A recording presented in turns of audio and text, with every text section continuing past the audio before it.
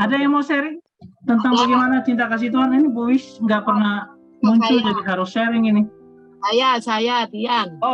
Ya, Bu Dian gimana? Silakan sharing. Tempo hari saya minta ke Kak Christian supaya mendoakan saya kan. Iya. Nah, karena kondisi saya itu sangat drop sekali. Ketika itu pembagian rapot saya bagikan secara tatap muka ke wali murid. Ternyata waktu makan saya itu tertunda sampai pukul jam 11. Jadi keringat dingin keluar semua. Iya. Setengah 12 saya makan sudah terlambat. Kemudian saya tidur di sekolah sebentar, badan saya sudah demam. Pulang 3 hari saya demam. Saya sangat gelisah. Sehingga saya minta dukungan doa sama Kak Christian. Karena memang benar-benar sangat drop saya. Iya. Oleh sebab itu, 1 minggu terlewati, saya mendapat bantuan dari adik saya untuk membelikan obat-obat vitamin dikirim dari Jakarta. Dan saudara saya di sini juga memberikan saya obat-obatan supaya saya tetap kuat. Tetapi kondisi itu masih belum bisa bertahan sampai 1 minggu. Minggu kedua ternyata di Pacar Keling sudah setiap gang ada bendera oto-oto warna merah. Kalau oto-oto itu undangan. Tapi kalau yang bendera merah yang ditancapkan di gang-gang itu tidak ada undangan, tetapi banyak penderita COVID. Saya sendiri sudah ada 9 orang.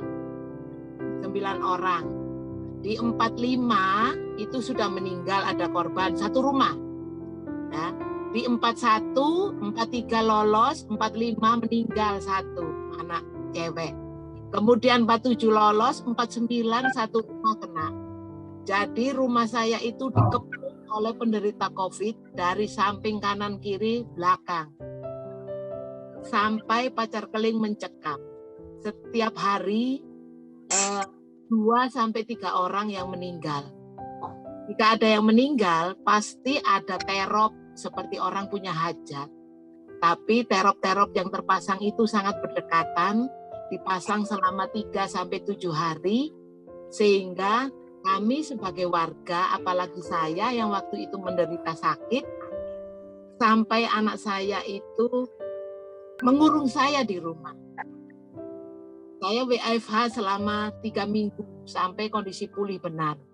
Oleh sebab itu, saya langsung pada suatu hari Selasa itu, 1 hari itu 5 orang yang meninggal. Sangat mencekam. Saya sampai bilang begini, Tuhan, apa kehendak-Mu? Saya cuma bilang begitu.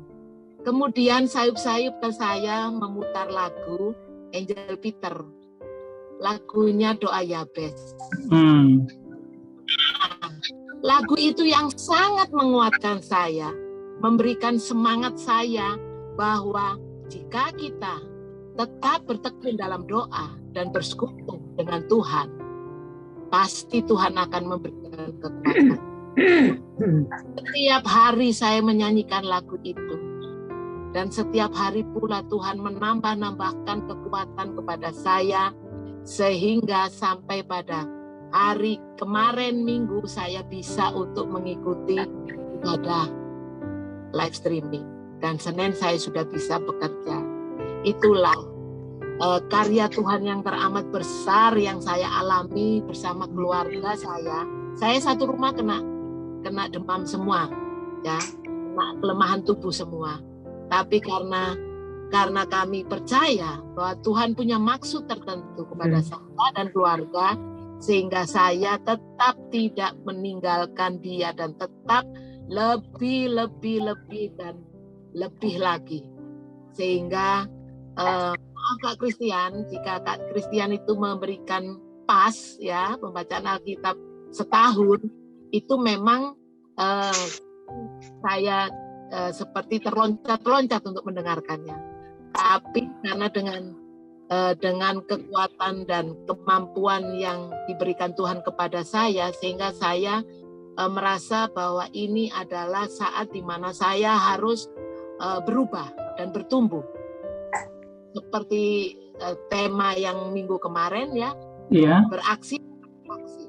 Nah, itulah yang harus saya lakukan dimanapun saya berada.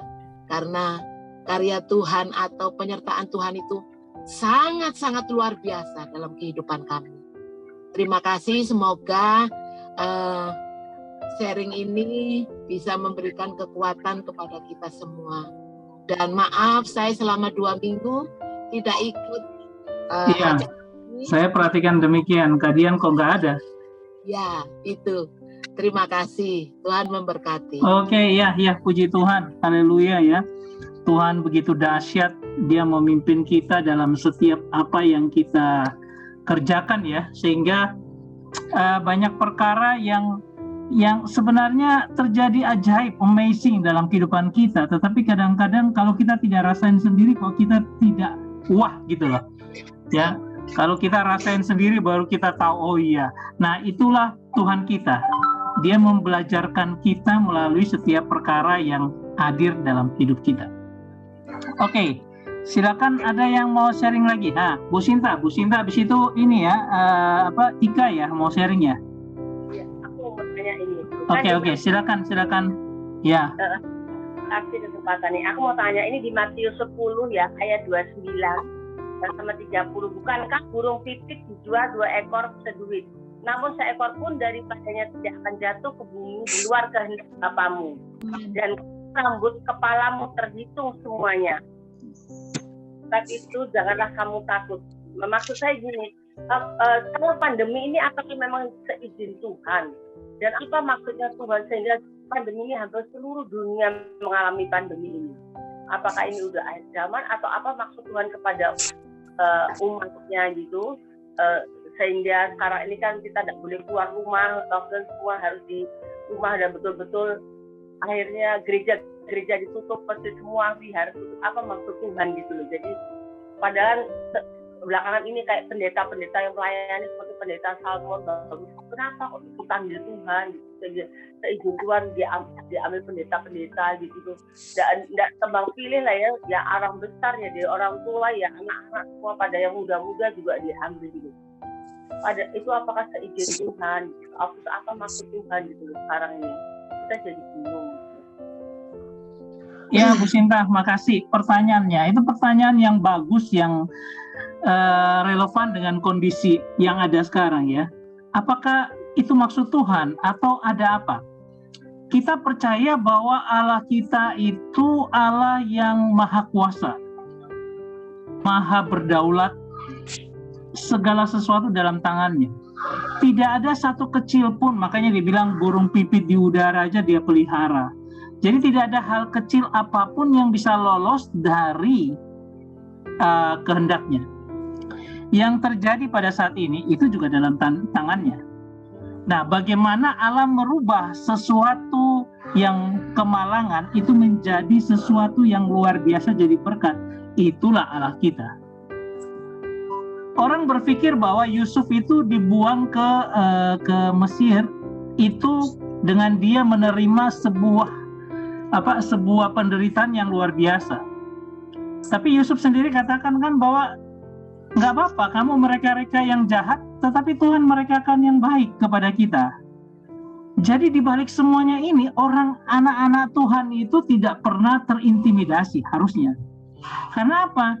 Semua yang terjadi itu dalam kontrol Tuhan. Jadi tidak ada alasan kita meragukan Tuhan. Itu dia. Jadi keren, maksudnya ini pandemi ini memang seizin Tuhan ya? Pasti seizin Tuhan, karena tidak ada yang tidak terjadi tanpa maksud Tuhan. Dan apa Tuhan supaya kita manusia bertobat semua, supaya di dalam Tuhan Yesus gitu ya? Iya. Kak Binsa mungkin tambahkan, Kak Binsa. Bu Sinta begini, tadi kan Bu Sinta katakan pokoknya tidak ada yang burung pipit aja dia tahu. Dan satu helai rambut kita ini jatuh dia pun tahu. Kita nggak pernah tahu kan, paling kalau jatuh aja kita anggap biasa, oh rontok gitu. Tapi pernahkah kita tahu jumlahnya rontoknya itu ada berapa? Nggak tahu. Tapi Allah kita, Bapak kita tuh tahu loh, kepalanya saya, Dian, Bu Iren, tahu. Itu artinya apa? Bapak kita tuh teliti. Nah gitu loh ya. Bapak kita tuh care-nya tuh jauh daripada saya care terhadap diri saya sendiri. Bapak Ibu. Sehingga apapun yang terjadi dalam hidup saya dan hidup Bapak Ibu sekalian, itu Allah turut ambil bagian di dalamnya. Kalaupun hal-hal sekarang terjadi, begini Bapak Ibu, kita harus tahu bahwa kita ini warga negara kerajaan sorga, bukan warga negara Indonesia. Warga negara Indonesia itu hanya saat kita sekarang ada di dunia. Tapi saya ingatkan bahwa kita warga kerajaan sorga, harus kembali ke sorga. Artinya apa? Jangan terikat dengan segala yang ada di dunia ini. Apakah itu anak, cucu, titel, harta benda, kewargaan mungkin di kalau di Batak itu kan ada ya ikatan keluarga-keluarga dan sebagainya, ataupun gereja. Kita tidak terikat dengan dunia ini, dan Allah sekarang sedang bekerja, Roh Kudus sedang bekerja melepaskan segala ikatan-ikatan itu supaya kita terikat dengan sorga, supaya nanti kalau kita masuk sorga nggak kaget Bapak Ibu gitu. Jadi kalau keadaan sekarang ini membawa kita supaya lockdown, artinya apa? Pintunya dikunci, di lock, kemudian kaki kita bertelut down. Tikam, orang Ambon bilang tikam, di lantai, di tanah. Betul-betul bersekutu dengan Tuhan, bersekutu dengan Roh Kudus, supaya kita bertemu wajah dengan Roh Kudus. Jadi saya akan berbicara, atau misalnya kita semua akan bercerita bahwa Yesusku ini ABC seperti Mbak Dian tadi, bukan karena dia dengar dari saya, dari Christian atau pendeta khotbah, enggak, tapi oleh karena Mbak Dian mengalami sendiri perjumpaan pengalaman pribadi dengan Tuhan. Dan saat-saat ini begitu kasihnya Bapak kita terhadap kita, anak-anaknya, warga kerajaan sorga. Artinya begini, ada suatu sirine yang dibunyikan dari sorga.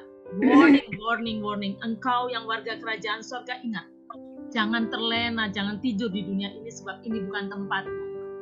Tadi saya mendapatkan satu rema seperti ini malam ini barusan.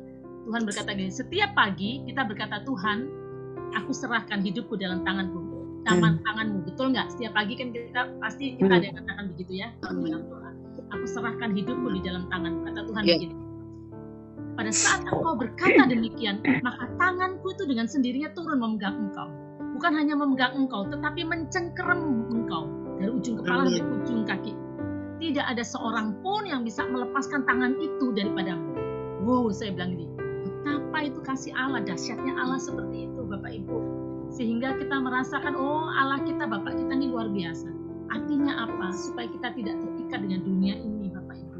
Kita warga kerajaan sorga. Jadi kalau ada misalnya hamba Tuhan yang dipanggil dan sebagainya, kemuliaan hanya bagi Tuhan.